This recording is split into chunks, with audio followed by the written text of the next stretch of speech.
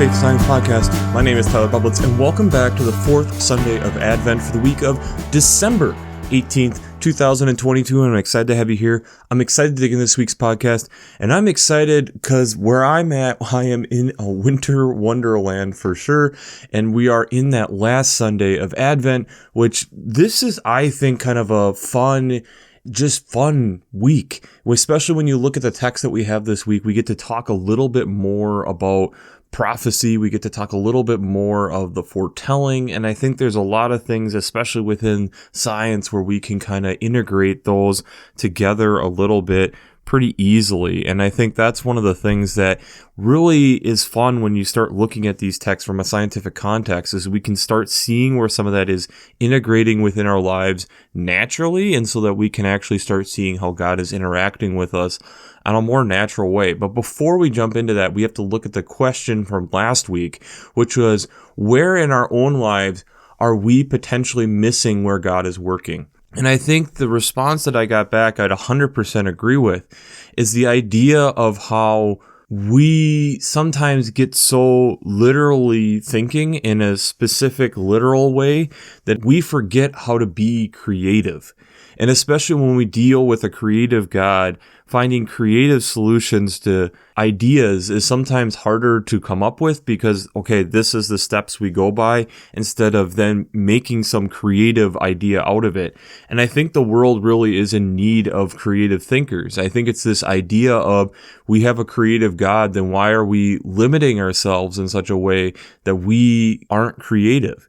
It's amazing how when you look at when a new creative idea comes out that challenges the norm, how often we speak down upon it instead of embracing the creativity and start seeing for the ways in which it is better than necessarily the ways that it is immediately worse.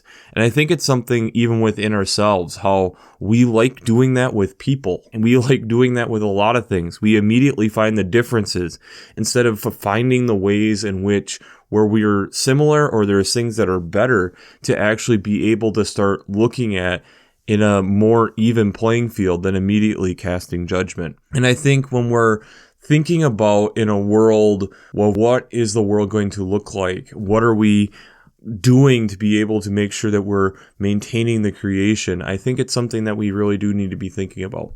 So let's just jump into it. The Old Testament text this week is out of Isaiah chapter 7, verses 10 to 16.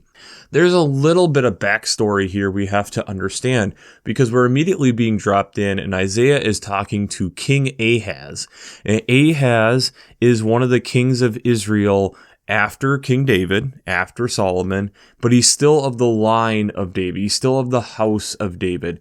And that's where then you have this interaction where the Lord speaks to Ahaz, and then there's this kind of interaction where Ahaz doesn't want to put the Lord to the text, and that seems really reputable, especially how coming from the line of David that he would understand that. And so then Isaiah foretells a little bit, and especially being on this side of the cross, I think it's much easier for us to understand that the Lord himself will give a sign, that it will be a woman with a child who will bear a son, and you will name him Emmanuel.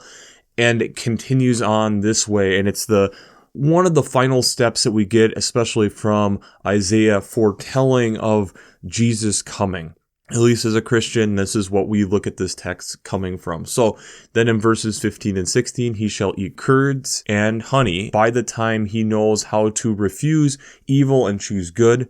For before the child knows how to refuse evil and choose good, the land before whose two kings you are in dread and will be deserted. So this idea of how the people of Israel will be able to go back to where they were originally from. Remember that they have been held in captivity. They've had multiple different rulers take over them in this period of time. So this idea of here foretelling of being able to return back to the promised land. The psalm this week then is Psalm 80, verses 1 to 7 and 17 through 19. And this then is, again, this understanding of how we are a flock of sheep in this psalm, and again, how we are being led. And in this leading, we understand then where God is taking us. We are in a better position not to be able to be having tears and having to go through the hardships of life through going with God and following with God. But that doesn't necessarily mean that it's always easier. It just means there's hardships that we won't have to go through in doing that. But it's this recognition of God and recognition of all these things that God is doing to provide for us, and that we are being led by this great shepherd who is calling us by name and will restore us back to the people that we were called to be. The New Testament text or epistle text this week is out of Romans chapter 1, verses 1 to 7.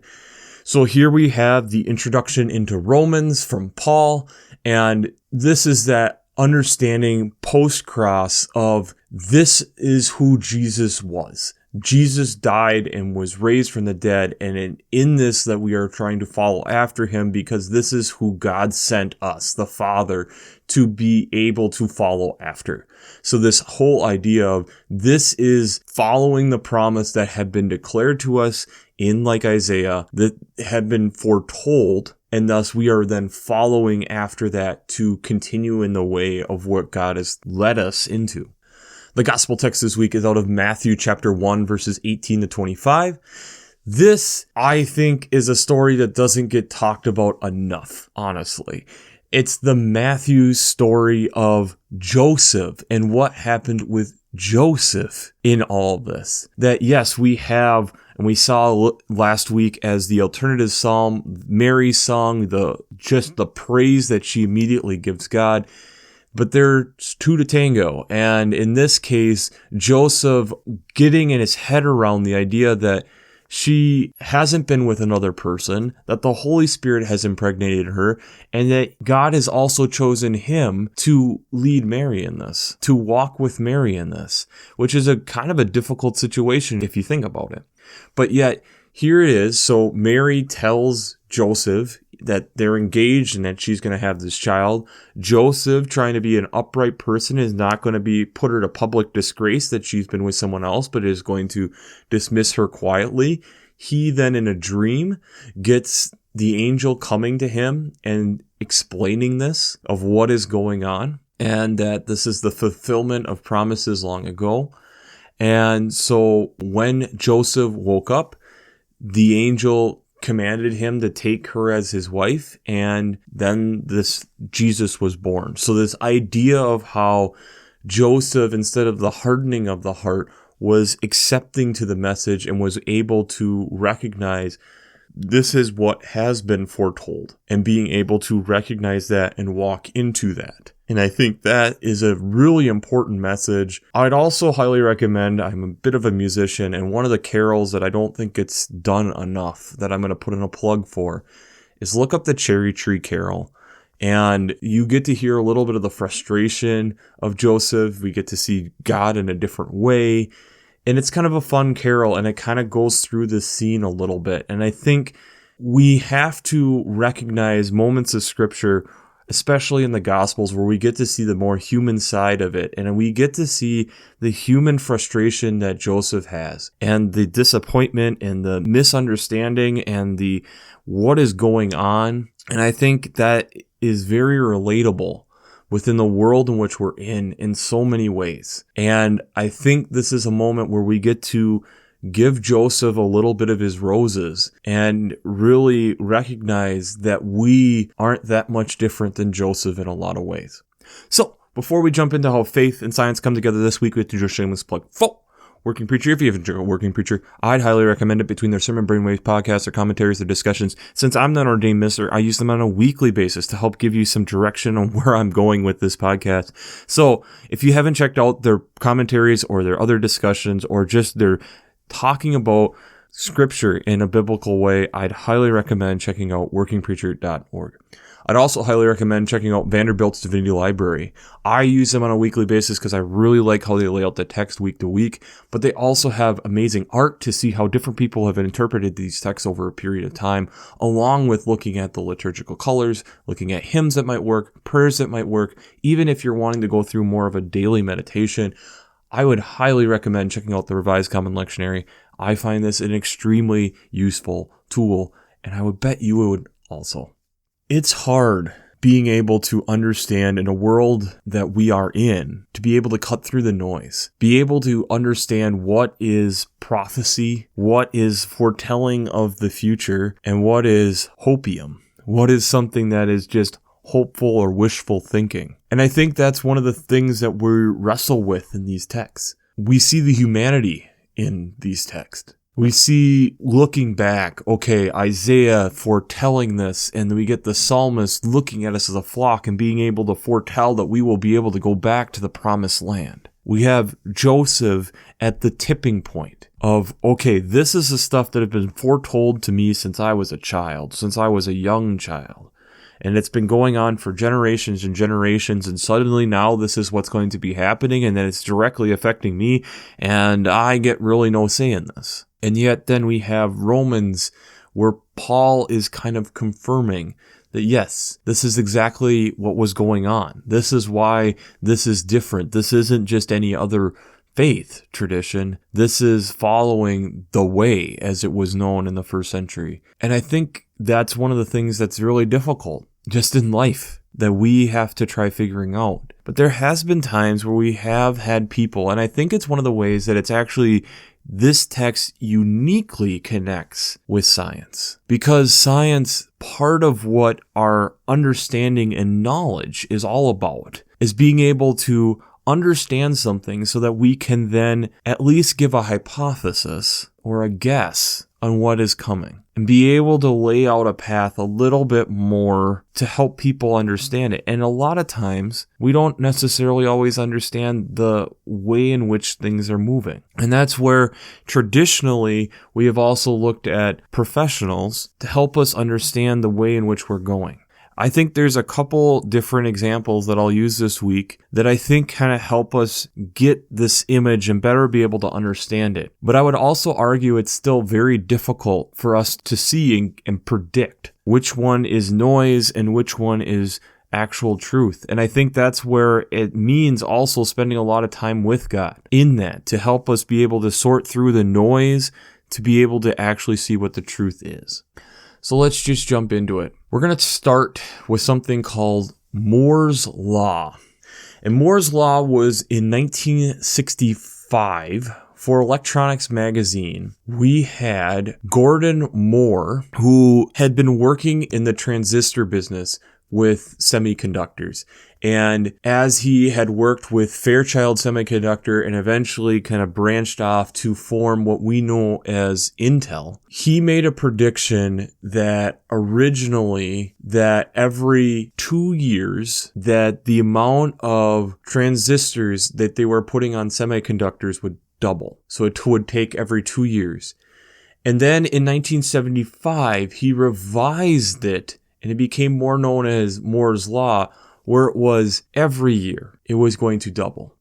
And as we know today, this has been absolutely huge, because as we are able to get semiconductors smaller and smaller, which is the processing power behind any type of computing power. So the computer, your phone, your robot, if it's cleaning your house, all these chips, the smaller and smaller and smaller they have been able to get them is through the process of semiconductor being able to fabricate them and print them on smaller and smaller and smaller chips, putting more and more horsepower into a smaller and smaller section. Now, this has been fairly true till around 2010, when the pace we just aren't able to maintain. And I'll attach a video down below where we're literally having to look at other different types of technology to be able to continue at this rate.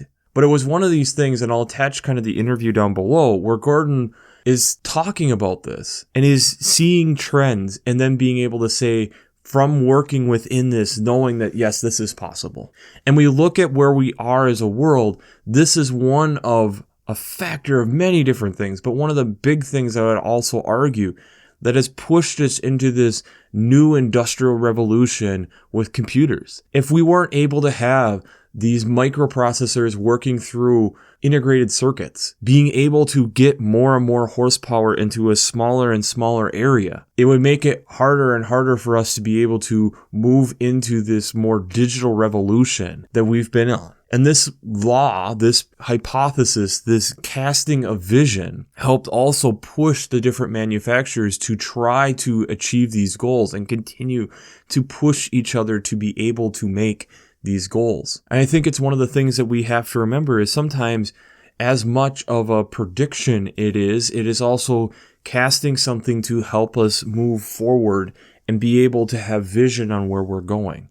Speaking of vision, there's a clip that you've probably seen many times before from the early 1990s talking about what is the internet on one of the Good Morning America-esque shows, as they are struggling to understand what the internet is, what the @ symbol is in an email address. All these different questions as internet communication had moved beyond the initial stages of just communicating scientific data back and forth between different universities, but was starting to move out into the digital age and being able to start being integrated into homes. Yes, I am from a generation that does remember dial-up internet. Yes, I remember my father coming home and calling me out, telling me I was on the internet all day. But this whole idea of moving and communicating in this different way was scary. I distinctly found an interview where one of the women who is one of the hosts of one of these morning shows is talking about how she's going to try avoiding the internet because her life already is being bombarded from all these different directions with information, and why would I suddenly go somewhere else to get more of it more instantaneously? I would bet that hypothesis for herself didn't go super well. Sometimes when we're getting these predictions, they seem outlandish, they seem hard, and it's difficult for us to be able to grasp and wrap our hands around. But we also have to be willing and accepting, to be able to see where God is working in that way, being open to the idea that God's working in a way that we don't necessarily expect. A lot of ways of like what Joseph was going through, this idea of, I thought Mary hadn't been with somebody, now she's pregnant and she's telling me she wasn't with anybody. What does this all mean? The angel coming, but there's this moment of acceptance that Joseph has to have. This moment of acceptance of understanding that maybe I don't understand how all this works, but I'm going to trust. The final example that I have actually came out within this last couple weeks, that out of a lab in California that we've talked about before, we had for the first time ever nuclear fusion. We had ignition, aka we put energy in and received more energy out, fusing hydrogen atoms together to make helium and the release of energy. Granted, at this moment, the lasers and everything were highly inefficient. There's still a long way to go, and as you read through these different articles talking about it, we're talking still decades before this becomes a thing, really. But the potential of what this could do is huge. It's huge to think about the potential of being able to have an energy source that is so clean. On December 5th, which is my birthday, at around 1 a.m., the National Ignition Facility in California put 2.05 megajoules of laser energy into a tiny capsule, and it produced 3.15 megajoules of energy. It's a huge breakthrough. It's huge that we are able to create in a certain way energy in a different way. And in a lot of ways, it's going to put to the test a lot of our understanding of physics, on our understanding of how energy works. But that's one of the beautiful things with technology in and of itself. It challenges us. It pushes us to the edge, pushes our understanding to the edge to force us to really understand. That's part of why I initially started this podcast, was to give myself a better footing to be able to operate on with faith in science. Being able to have these two working together instead of opposed to each other. So much within science is pushing our understanding so that we really understand where the boundaries are to what we can understand with the tools that we have at that point, to be able to better understand and give some estimation, some hypothesis on what we think is going to happen. Because as we've talked about before, it's very difficult in science to speak in concrete, evidence-based things. Joseph, at this point, is seeing the fulfillment of what has been foretold. But it's also this idea of, is this really what's happening? It's very difficult to put into words. This birth story in Matthew is hard. It's not with all the bells and whistles that we'll get next week in Luke. It's not all the festivities that we all recognize. It's this moment of humanity. This moment that we are able to best associate with one of the characters, I feel. We are best able to associate with Joseph, where God is working in Mary and doing all these things, and Joseph is standing there saying, what is going on? And I have to be along for the ride. And God, in this case Mary, kind of takes him by the hand and leads him on this great adventure. And we don't hear much about Joseph after about age 12 of Jesus. We don't know what happens. But here Joseph is on this whirlwind ride, and part of it means that he has to accept what is going on. How often do we allow ourselves to accept without challenging? I think that's a difficult thing that we all work with and wrestle with. When we look at this story, when we look at science, there's times where it literally challenges our understandings of things. And instead of looking at that in a negative context, sometimes it allows ourselves to be, like we talked about for answering last week's, creative in amending our understanding. And understanding that we have a God who works in a creative way. So the question I have for you this week is, where have you rejected instead of accepted in something that's new? Where have you rejected instead of accepting in something that's new? I think in a lot of ways, that's our tendency. And you see the hesitancy in Joseph as he's getting this message that has been foretold, because I can't believe that this is the way that God would do it. We've been foretold we're going to have this great leader, and it's not going to come to my fiance, and it's not going to come as a baby. This is supposed to come as a leader that's already developed, and yet God works in a different way. When Moore put out the predictions on semiconductors, that was seen as this, wow, that seems almost impossible to Electronics magazine. And for 40 years, it held as a law. It kind of became this striving goal to make sure that we were meeting this benchmark, this arbitrary benchmark that someone put out. The idea of people saying and resisting the internet, resisting what that meant, resisting the flood of information, and not being able to see where we were going.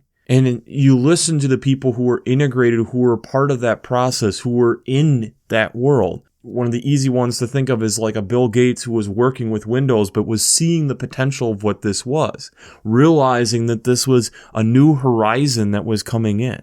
Nuclear fusion has the potential to be that. And for me, even when I initially heard it, I had to go and double check what fusion was between fusion and fission. Because fission leaves behind all this radioactive waste. And for me, it was like, okay, what is that going to mean if we have all this? And no, fusion is something totally different. We have to be willing and able to actually hear what is going on and put our judgments aside to be able to understand what is coming. Be able to actually listen and not just immediately cast judgment. But that also means being able to sift through the noise. And that's where I wonder if Joseph, that time of rest, was to help sift through that noise, and how amazing it is that God was able to come and be with him in that time. The angels coming and being with Joseph in that time to be able to sift through the noise.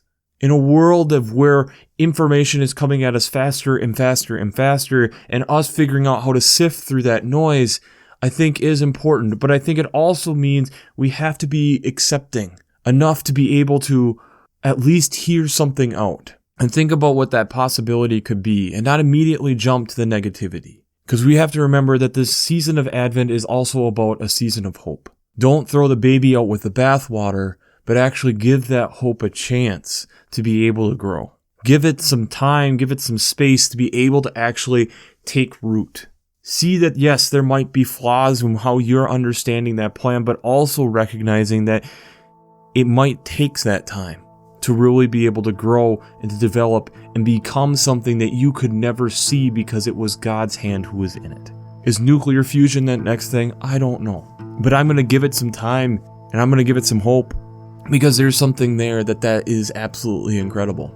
I look at that the internet's been that. I look at how the semiconductor revolution was that. But I also recognize there were a lot of things that had a lot of hope behind them initially that fizzled out too.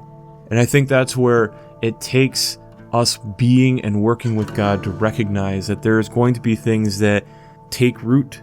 There's times where people are really able to cast some vision on where we're going, but it also comes back to that we have to spend time with God just like Joseph did to really be able to understand what's going on. We might not understand it, but that might not be the point. The point really may be that God's working and we have to accept it and still be there and fulfill the role that God has given us to be. So, we'll wrap this up as we always do. I pray God blesses you through your faith and amazes you through science.